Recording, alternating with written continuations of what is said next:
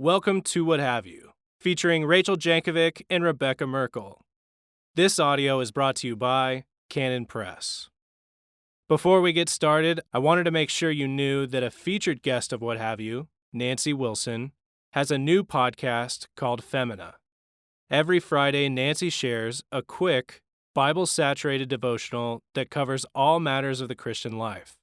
You can find the Femina podcast wherever you get your podcasts.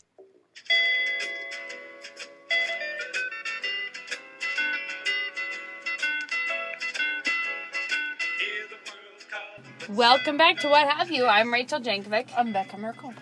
We're way out of practice, But way out of touch. I will say last week... I don't think I've seen you in the flesh No. for 10 or 12 days. We did talk about it last week, about how much we needed to do something about this. Oh, guys, but it's been back to school. It's Oh, been, my word. But everything's it's back been to so... all of it. I have felt like I needed to be at a different location about every 30 minutes for... Just really, basically. Really, it starts to feel excessive.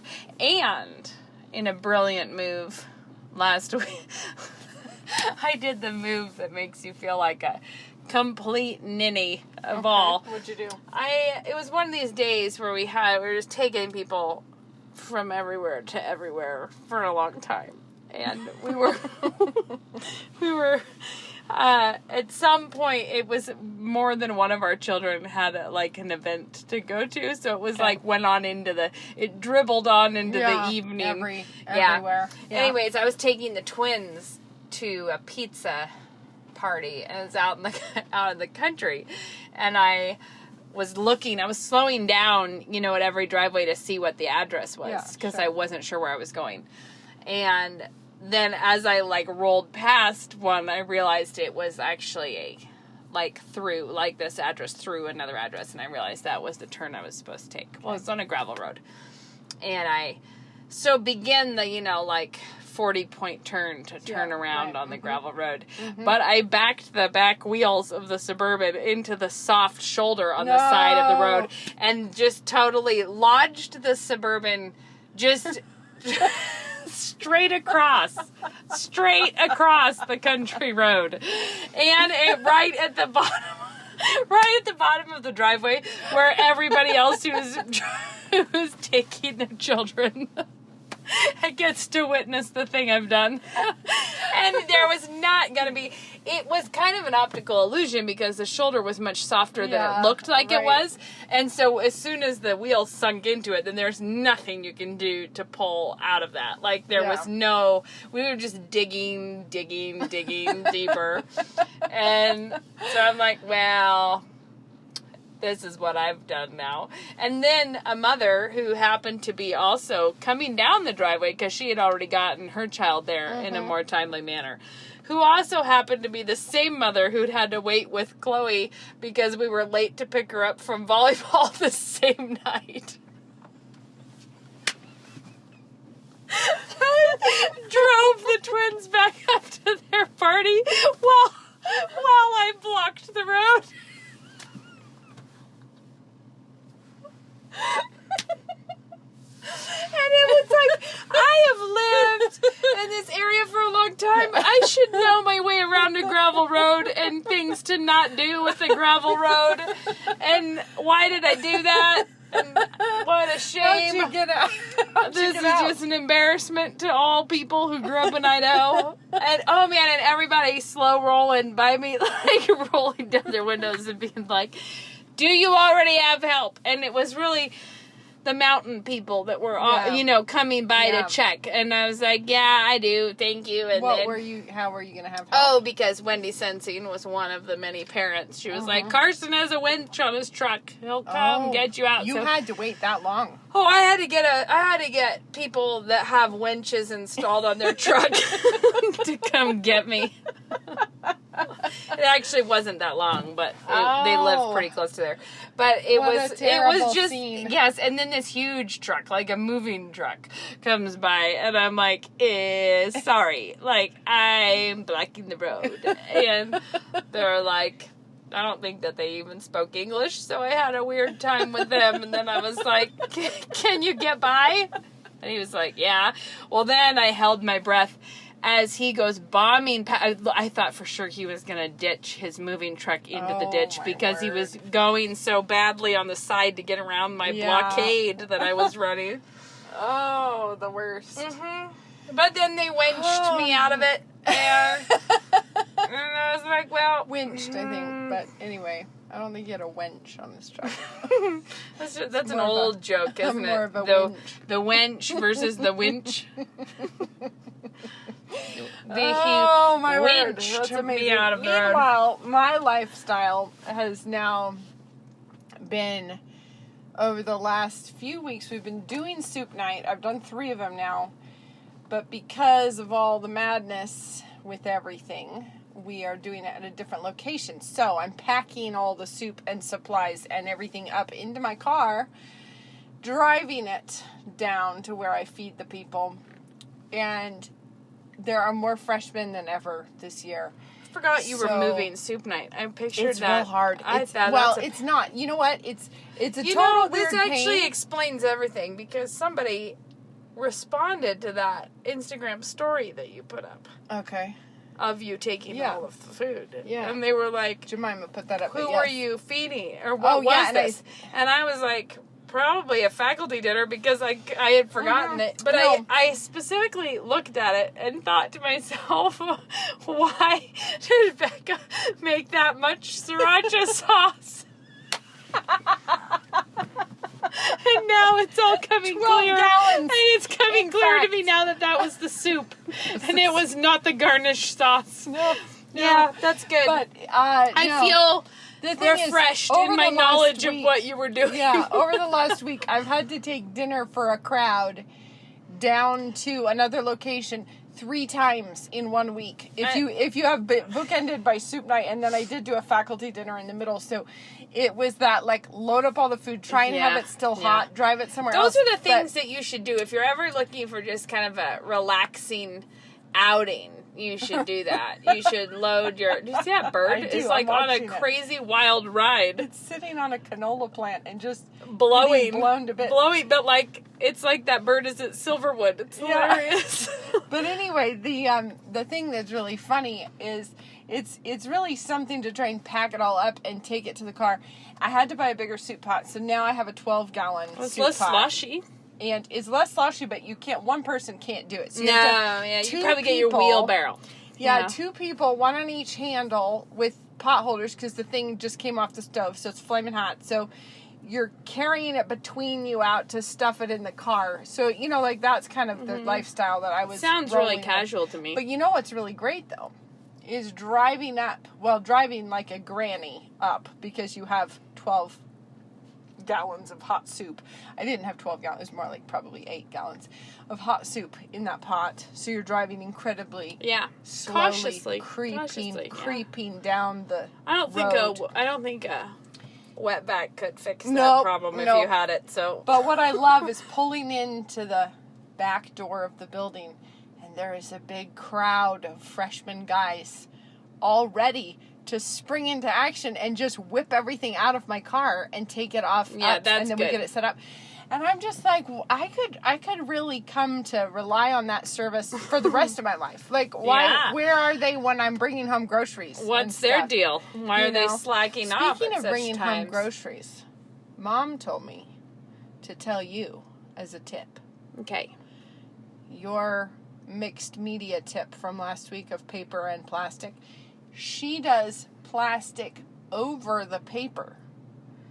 Like, she opens the paper bag inside. I've seen her pull this move. Yeah, me too, but I never thought through why would you do it. And that's so that you can have handles on your bags. Because Winco doesn't have that. And somehow it means that she just does everything in paper bags in the back of her car. I don't have any. Anyway. I think I'm going to have to go watch us in person. My tip that I'll forget by the time we get to tips. Sure. But I just really want to see the world set free from this bondage. You don't have to cook lasagna noodles before you make lasagna. But you have to encase them in enough liquid that they'll cook in the oven. But I think that like 80% of the time, people's lasagna is too runny for people in the first place. So True. adding extra water that's a bad choice. You want to make sure you have enough sauce that you're not having just a dry blank noodle out there. But you already need to have enough sauce. What about chicken lasagna? I just made it last night without it. Yeah, don't even get them wet. But do you buy the noodles? Regular noodles. And here's the thing. This is a thing. I prefer the noodle to have a bite to it. Al dente, yeah. It's not crunchy, but it's just not at all an overly puffy noodle. But it has more than enough time to cook a noodle when it's in the oven with sauce that whole time. I've done it without cooking them, but I always was careful to make sure it's totally covered on both sides. Well, I think I remember in our youth someone telling Mom the secret that if you add a quarter cup of water or something to the sauce, you can just cook the noodles while it goes. But that's just making yourself a runny situation. You can just use so the sauce. I'm just telling even you. The cheese, even if it's covered in cheese, I just felt the cheese, but like in chicken lasagna, I use that cottage cheese layer, and I think that cottage cheese releases a lot of liquid when it's cooking.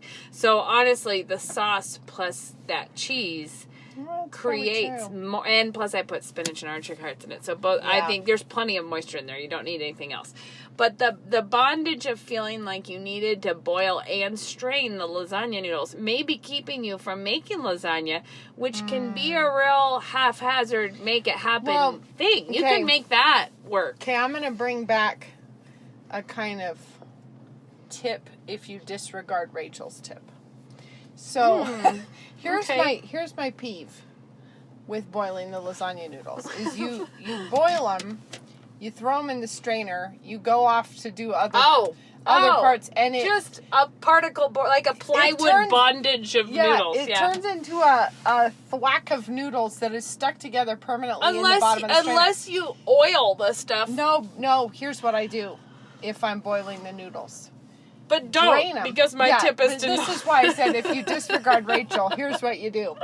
So you boil the noodles, dump them in the strainer, and then while they are still hot, I just pull them out and drape them around the side of the colander to sit there. Bekah, this is infinitely too many shenanigans. No, but it's way easier. It's way easier than trying to disentangle a wad of noodles later. But it's from one bad choice to a worse one. Here's why this is a problem for me. But like, what if you're going to I make lasagna for Sabbath, which I did this last Sabbath. Yeah, I make 6 lasagnas. Didn't I make 6? I made 6. 6 big pans. 6 big tinfoil pans of lasagna. And if you were to be trying to pre-boil all that, what kind of a wretched time would you have? If you were going to do it, you could borrow my 12-gallon pot. I have. Okay, further tips that I have, and this is one that you probably really need. Okay, give it to me. Lay it on me. Get yourself the propane burner turkey fryer. I used to have one of those. I know. I used to borrow it from you, which is how I fell in love with the concept. But that's not what happened to it. I didn't lose it. It all becomes we clear. We bought a new one. So I have this little porch, and we call it the smoking porch at my house, but it's near the kitchen. Okay. And we don't smoke, but we call it that. And whenever we make a lot of pasta, I boil my big soup pot out on the porch for the pasta. Oh. I just do it out there, and we drain it out there. It's easier it actually doesn't really matter. It's just that usually I have other stuff on the stove too. So like if I have the sauce or whatever, sometimes I just don't want it all in there. The other reason I do that is because that burner can churn out a heat in a lickety-splickety time period. So if you want to boil an ungodly amount of salted water for your pasta at a higher speed than sometime in the next 40 minutes I'll see a bubble. That's not what I'm looking for. No. So when you light that thing and you hear it like with the propane flame, you feel empowered. You feel like we're going to boil this now. We're boiling it. Yeah. Well, I did make a disgusting amount of soup last night, and I was very happy that we had leftovers because the previous week with my 8-gallon pot, she just yanked her necklace off of her own neck. Look, I broke it. But the thing is when I was doing that last week, I filled the pot pretty full. And at the end of the day, everybody got 1 cup of soup and nobody got a second at all. Like, I was scraping out the bottom to get the last cup of soup out. So I definitely had to upgrade.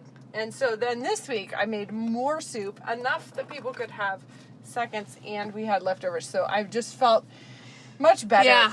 You know, like, you feel like you didn't send everyone away empty-handed. They could have had more if they wanted. I've realized something about my own food life lately, which is that I think my favorite kind of cooking is the kind that is like my philosophy on, if you're really behind on life, just get ahead on Christmas. Oh, yeah. My favorite kind of cooking is the kind that makes me feel like I'm actually ahead on top something. of something? Yes. And I don't mind making up improv-y odd meals when I feel like I'm ahead of schedule doing that. But if I feel like I'm 5 minutes behind when everyone needed to eat dinner, I really just, I mean, it doesn't, there's no joy there in barely squeaking in with a meal when people needed it before then already. Sure. Yeah. But, like, I made chicken lasagna last night, but with never having put chicken lasagna on a menu plan ever, it was like I realized I had some shredded chicken that I put in chicken broth in the fridge, and I was like, what should I do with that? And I was like, I have cottage cheese, and I have spinach, and I have mozzarella in the freezer, so it was like that, the joy of having, like, making a chicken lasagna where I would not have enjoyed myself if I'd been, like, self-commit to making a chicken lasagna and go to the store and get all the stuff you need. Yeah, I could If that see makes sense. But that's a kind of, There's something that I keep wanting to talk to you about. It's been so long since we've been here.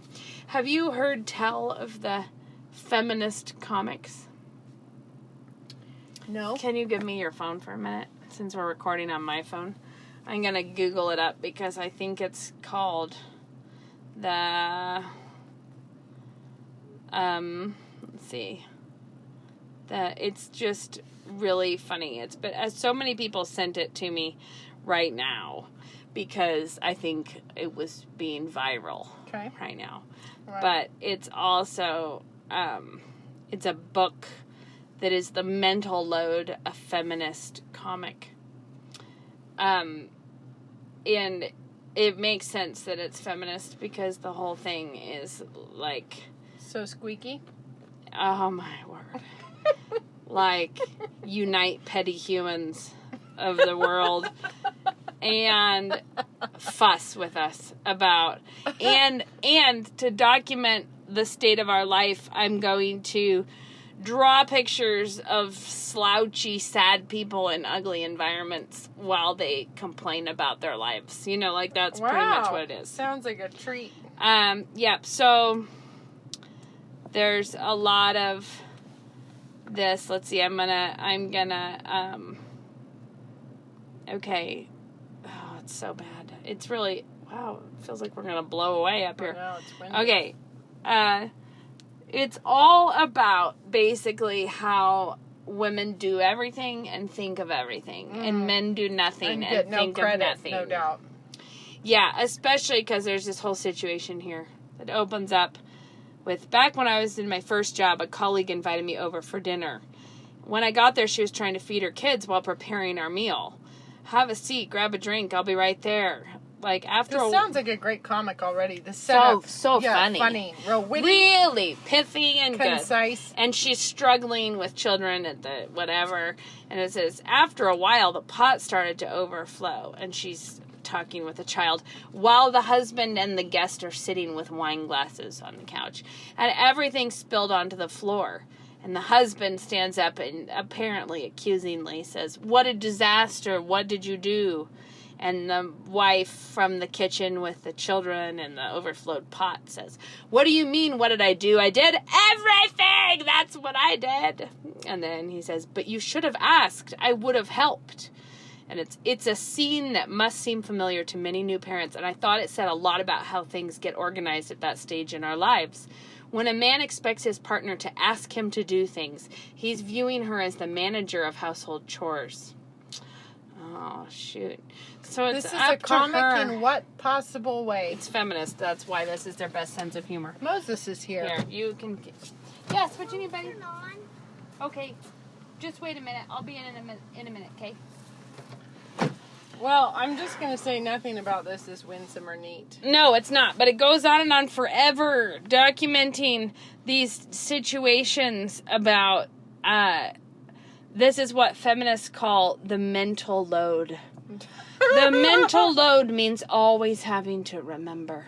You know, I'm glad feminists have called it that. Yeah, and they're remembering things like, it's this picture of women who are like trying to spend time together, but they keep thinking about things like, remember that you have to add cotton buds to the shopping list.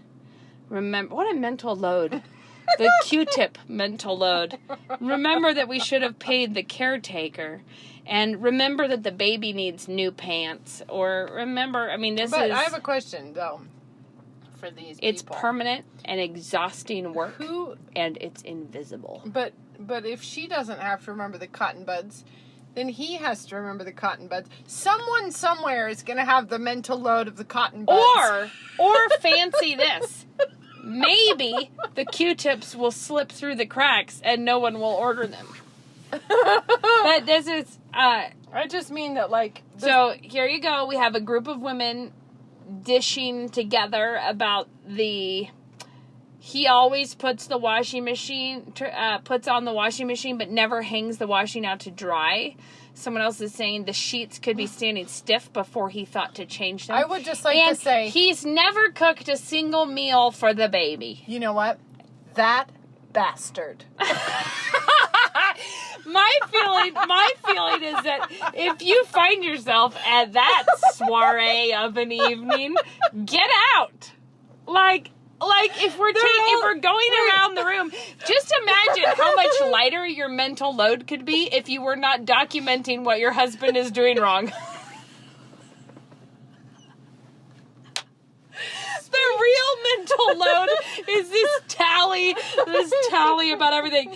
And it says, for me, the fact that this load exists becomes obvious when I decide to take care of a simple chore.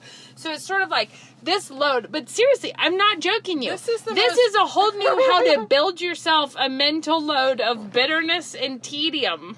Well, but also, what's it? I've never seen and it tells some so really ham-handedly preachy. I know, but then it tells some incredible stories that are meant to be the real crowning achievement of this. Like this one. It's like when my friend Jay, on her way to bed, asked her husband, "Can you take the baby's bottle out of the dishwasher when it's done?" And getting up for the first nightly feed, found the dishwasher open with just the bottle on the counter and everything else still inside. See? Again, it's the only thing. Bastard. It's the only legitimate. And here we have some really, really bad like, here's a terrible comic of a man saying to his wife, "Let me know if you need help." What? How dare he? Yeah. That assumes that he doesn't have to think about it. I mean, it's unbelievable. And then it goes back to say how we've been taught this by basically getting dolls when we were children instead of Legos or whatever happened. And that's oh, my word. Why we're all bearing this incredible mental load all the time. And I was going to say, haven't we all turned into the biggest weenies in history? Monster town weenies. Plus, one of the things that's really interesting to me is that when I actually try to get into this feeling for a minute and be like, am I really struggling with a mental load? Sometimes, for sure, the super fritz is upon us. But I'll tell you a mental load that I don't want to take on, and that's the one that my husband actually is carrying all the time. Oh, my word. Like, to make it as though the housekeeping mental load is the only mental load there is. No. When actually what he has on his mind a lot are much different, more complex problems. Like he has different, it's not like he's going to work to not use his mind. Here's the problem though. Those feminist comics are presupposing that she has just as much work-related load as he does. But then she has the full additional extra bit. Which is why the interesting division of labor idea. It's the old What if one of us made trusty, What if one of us made our home a mental priority, and the one of other us one used went our out? mental Yeah. energies in somewhere else? I know, Yeah, it's true. I know. The whole thing is really just beyond bossy and shrill, though. It's just Like the idea of, not only did my friend's husband one time only take the bottle out of the dishwasher, but I have immortalized that way that he wronged her in a comic, in an ugly comic, Yeah, for the whole world to try to learn a serious. Here's what I find a little lesson bit from. reassuring about that, though. And that is that, you know how sometimes we can get a little embarrassed about Christian art, maybe not achieving subtlety, creativity. This one is being all the hot topic in the world right now. This amazing book, amazing. That's a book. It's a whole. It's a book of these comics? Bekah, a whole book of a dwindling fuss about how nobody knows how hard it is. I felt like the best part about this would be, like, sometimes it's hard to be a woman.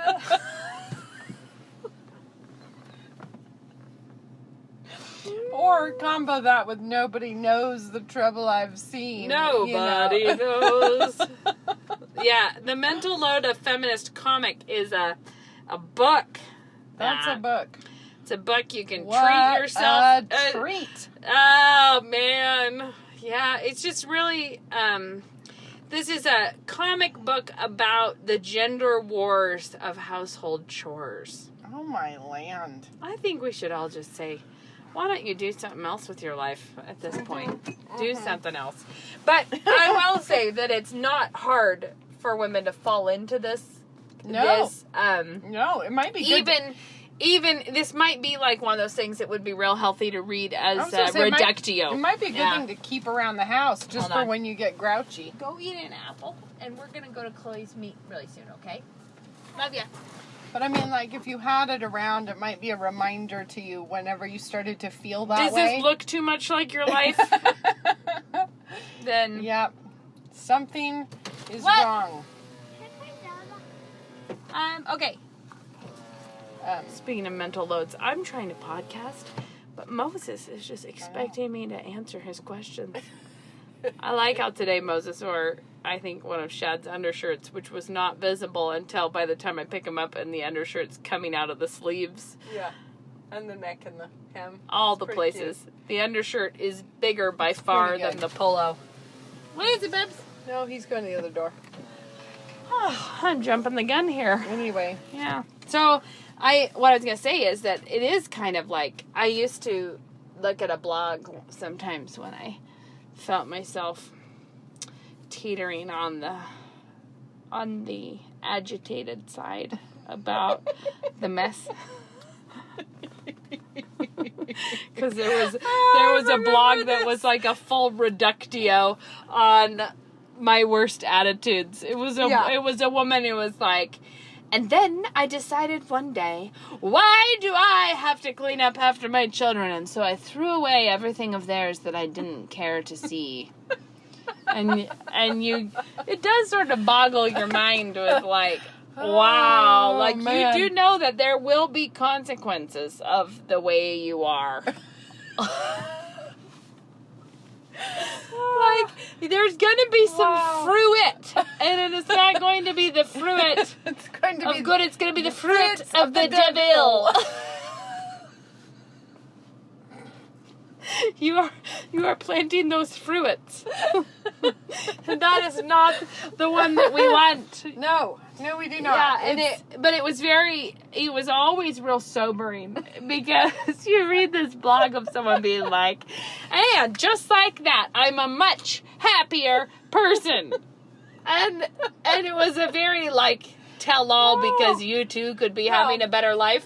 But it was always like, if you simply made your children sit in a playpen for 7 hours every day, you could have less cleaning up to do. And you're like, something about that, it's real good to see it out there in the black and the white and be like, wow. I suppose that if it turns out that the last time you and your friends sat around with a glass of wine, if there was a lot of talk about how much work you do with the dishwashers that nobody helps with, it might be good to have a run through the feminist comics and just look at yourself. I think you want to double check that you're not vulnerable to it first.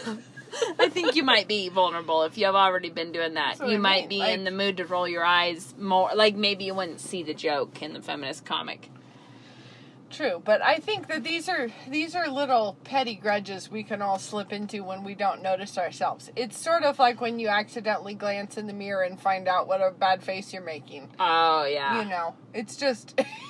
I think I only ever see myself in the mirror looking far more alert than I look to people most of the time. Oh, yeah, because you, tend to open your eyes wide? Yeah, because you, turn to the mirror and you're let's put on some sparkle. You look alive when you look in the mirror, but when you're looking out at other people, it's a real far more of... Well, it's whatever look it is that accentuates the bags under your eyes. Not that I'm trying the mental to do load. that. The mental Basically, load. I let that wear. Load. Yeah, the mental load is really out and about. Yeah, and the thing is, there is a mental load. There is. And I just feel like, you know what else? What else? Welcome to Earth. I mean, do you have work? Of course there's a mental load. Then there's a mental load. And I feel like it's a weird ideal to think that you are entitled to a world what with if we no could just go without it? load. Yeah. What if we could go without me needing to use my brain? Yeah. Or what if we could just go without me ever experiencing anything unpleasant? I actually think that's a big part of our... there were times when people understood that life was harder. Right. And I think we're at a time where we actually think the natural status should be I think leisure. Know what it is? I think what happened is we believe Instagram. Maybe. We think that we think anyone's having that. Yeah. Other people are out there living a well-lit or getting money without life. Any work. And it's funny how much we participate in this problem because it's not like we don't all get the same ads about the filter package we could use to make our own photos look like that. Or here's one that will get rid of all of your imperfections in your skin with a quick, swish of your finger swipe. You can put a new filter on there. I keep getting ads for ones that are trying to show you the same thing from different angles, like how you can learn your better selfie taking. Did we already talk about? Did I tell you about the one that was? You could put a 6-pack abs on anybody. Oh, it's like with this easy filter, you can slap a 6-pack on yourself, with no effort. And then there was another one that was it just kept going up and down her face like a little sweep magic, down, yeah. And suddenly it's a cover model. My from, word, Vogue, and then you sweep it up, and she looks like a normal homely housewife with a mental load. Down. Put a filter on it. We all know actually about those filters, and yet we believe them too. We genuinely think other people are living in a beautiful haze of wonderful times. Well, I am. Yeah, I live in a non-stop beautiful haze. She yawns. Yeah, as I yawn. I'm not sure I've ever done a podcast where I don't yawn on it. No, but it's I just awkward. mean clearly it's nothing but well-rested. Yeah, no. Well-rested. That's all we do. That's all we do. Well-stretched. And I never would be on day 3 of trying to mop my kitchen. That would never happen. No. Yeah, no. But since I have to be somewhere every 7 or 8 minutes, I never get further than you do barely gesture at I put a few more things into the dishwasher is what happened. Right. But then you got here and you're like, we have to do a podcast. So, yeah. And then as soon as we're done with the podcast, I have to go to Chloe's cross-country meet. So really, I'm not pulling it off in any successful way. I'm going to go home and I'm going to stare at my soup night mess that all came in from the car last night. What are you making for dinner tonight? But it hasn't. I don't know yet because I had to use up all my own personal chicken on the soup because... Do you want to make Buddha bowls and use some of our pork? We have some leftover pulled pork. That's what I'm doing tonight. anyways, is I cooked some black beans. I have rice, black beans, and like, Nice. That sounds good. it'll be pretty low key. Yeah, I have a pre-mixed bottle of sriracha sauce all ready to go. I should do bootables. That's a good idea. Yeah. But yeah, I had a lot of chicken in my fridge, and then when I ordered my food for soup night, and now she hath not. I know. I ordered it for soup night, and when I went to pick it up, they were like, "Well, surprise, we don't have any chicken." It's like, what? It's like, you don't understand. I need 15 pounds of chicken, like right now. I need it now. I know. And so One of your options is not running out of chicken. I went home and I used my own chicken, but it was not quite 15. It was more like 10 pounds. So our soup was not quite as chicken laden Meaty as as it you was, but as it should have been. But Yeah. anyway, well, I'm glad that there are some feminists out there who are speaking for us all. Well, because I think the know. only thing that could be more fun than us, like, A Devoting- spontaneous fuss. well, I was thinking, devote yourself to your career first. always. And then after you've gotten somewhere in your career, when you, in an emergency style, realize that you actually only have a few minutes where you could probably have a baby, Right. then you have a baby. But then you resent it real hard. Mhm. Every part of that, all the affiliated requirements of having had a baby will be more things for you to keep hold of in your mind and Yep. carry Yep. around with you. So really the only thing that could be more fun than that would be to not do that at all. Like, it would be more fun. No, I was going to say, like, what would be more fun than to treasure it up and turn it into a That's what I mean. long, tedious... Comic of graphic people in novel. schleppy clothes fussing about their menfolk. I just feel tired of it. I feel Yeah. I feel tired of it, but also really it makes me feel weary for people who are trying to tabulate everything like that. Yeah, well, Someone else has sent me a video of some woman with an accent. I don't know, but explaining how we've been conditioned from birth to try to be worthy by serving other people. Oh my word. And so it's been a journey for myself, but I've finally gotten to the point where I can say honestly, the most important thing to me is myself. And I say it, and even now I still struggle with feeling like people will judge me for that. It's like, And I was like, do you might think be the law of God written that's on your heart? conscience pricking you? Because to say things like, the one and only thing that I prioritize is moi. It's sort of like, the Princess Bride, like, mostly dead. Like, your conscience is mostly dead. But But I not keep all the way doing dead. inspirational videos like this in the hope that someday I'll be able to just agree with myself freely. But I can't yet, but I want you It's to. like a selfish monster that I am. It's horrifying. It really is Well, see, horrifying. here's the thing. Like, when you're talking about the sort of bleak, sauce, tedious that life looks like. Mm-hmm. I think often of a story that my mother-in-law told us years ago. She was a kindergarten teacher for 45 years or something. And this is probably someone who's off in the business world doing quite well. But she she said that during prayer time, and I'm sure that prayer requests from the kindergartners, you would be raking Deluxe, stuff in yeah. that would be hilarious. But anyway, raised his hand for prayer. And I affirm that because I TA'd in preschool, and I affirm that we canceled prayer time. Prayer time had to be, the kibosh had to get put on the prayer time. Well, she said he raised his hand. He's like, when I do this, and he grabs his chest and pinches it and twists it really hard. And he goes, when I do this, it hurts. And she's like, well, stop doing that. No, I need prayer. I need prayer for this. Like, that's what these women are doing. When I do this, it hurts. When I stick my fingers up my nose, I jack them way up there. It hurts. And I don't thrive. I don't thrive in this situation. Well, stop doing try that. a new world where you don't do that. It would be amazing. Oh my word, that's so good. Oh, Yeah, man. when I TA'd in preschool, prayer time got canceled, but I loved that Jan used to tell everyone, the parents, she would be like, here's the deal starting school. I won't believe anything that your child says about you if you won't believe what they tell you about me. And I found this to be quite the case because the prayer time was really off the chain. But none of the other preschoolers thought it was. It was just up to the teachers to be horrified.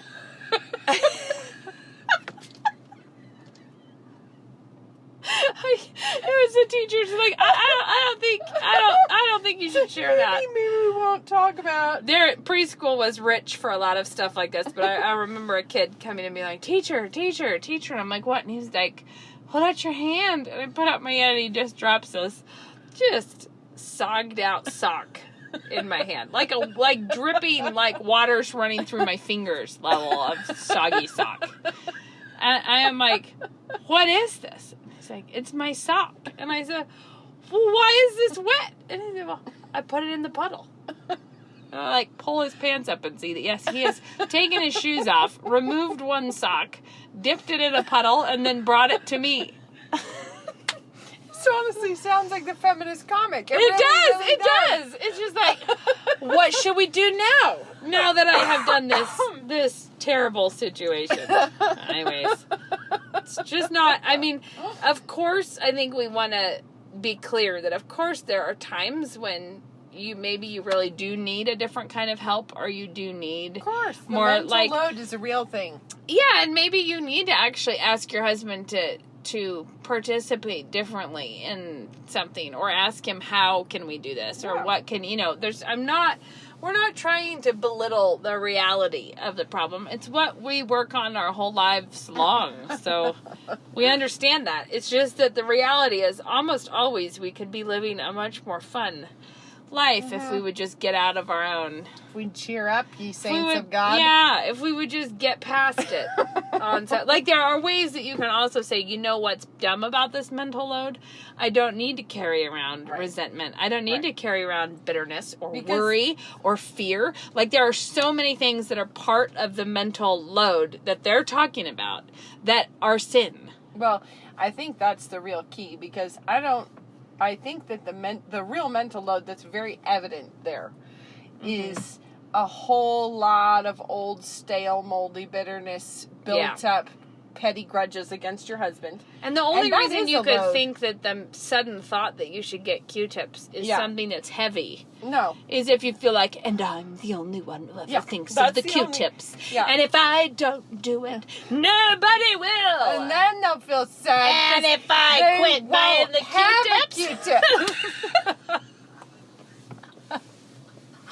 In other words, if it passes through your mind, I need to grab some Q-tips. There's no particular heft to that thought that's going to bring you down. No. But if it is loaded up with all of its friends in a train of resentment, it absolutely is going to drive you into a total miserable grave. Totally. I mean, like, it's no way to live. No. And so I think that plenty of the mental load that is implicit in that is sin that could be confessed, put away, and walked away from. And then you can assemble your Q-tip grocery list in peace. In walking with and the Lord. And maybe even in the joy of the Lord. Joy of the Lord.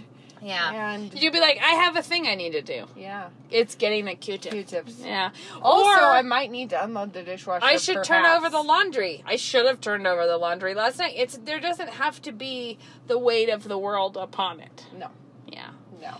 So there's that. I will say, actually, that's a way that's a good trigger, a good check in your own mind is when you're tagging big things onto little things that it's your heart that needs to be taken care of. Because if you find yourself, it's almost like if you're watching a movie and the music starts soaring when something is happening, so you know that the big things are going to happen.